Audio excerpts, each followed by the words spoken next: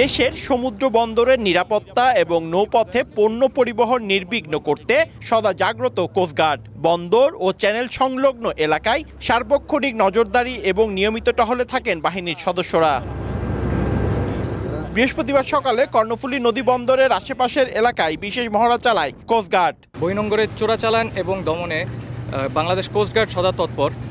এছাড়াও আমরা সকল আমাদের কর্মকাণ্ড পরিচালনা করি। এক্ষেত্রে আমাদের বিভিন্ন সময় বিভিন্ন অনাকাঙ্ক্ষিত ঘটনার মোকাবেলা করতে হয়, কিন্তু আমরা দেশ এবং দেশের জাতির জনগণের স্বার্থে আমরা সর্বদা সোচ্চার আছি এবং আমরা আমাদের টহল পরিচালনা করে যাব। বহির্নোঙরে চুরি ও চোরাচালান রোধে কঠোর অবস্থান বজায় রাখা হচ্ছে বলে জানাচ্ছেন উপকূল রক্ষা বাহিনীর ঊর্ধ্বতন কর্মকর্তারা। যারা জলদস্যু তাদের নিজস্ব পরিকল্পনা থাকে, আমরা যখন আমাদের এলাকার মধ্যে কনসেন্ট্রেশন দিই তখন তারা হয়তো অন্যদিকে যাওয়ার চেষ্টা করে, বাট যে কোনো সময় আমরা তথ্য পাই, আমরা তাদেরকে ধরার জন্য তৎপর থাকি এবং ধরে ফেলতে সক্ষম হইও। তারপরে আমরা বলবো যে এইটা একটা চলমান প্রক্রিয়া, মানে ডাকাতের ভাবে জলদস্যু তার দস্যুতা চালাবেই, সুযোগ পেলেই করবে।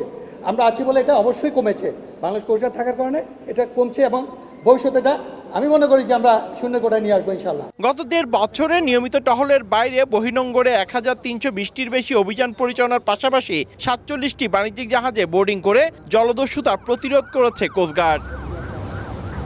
পার্থপ্রতিম বিশ্বাস, সময় সংবাদ, চট্টগ্রাম। এই কার্যক্রমের ইতিবাচক প্রভাব হিসাবে বিগত 2025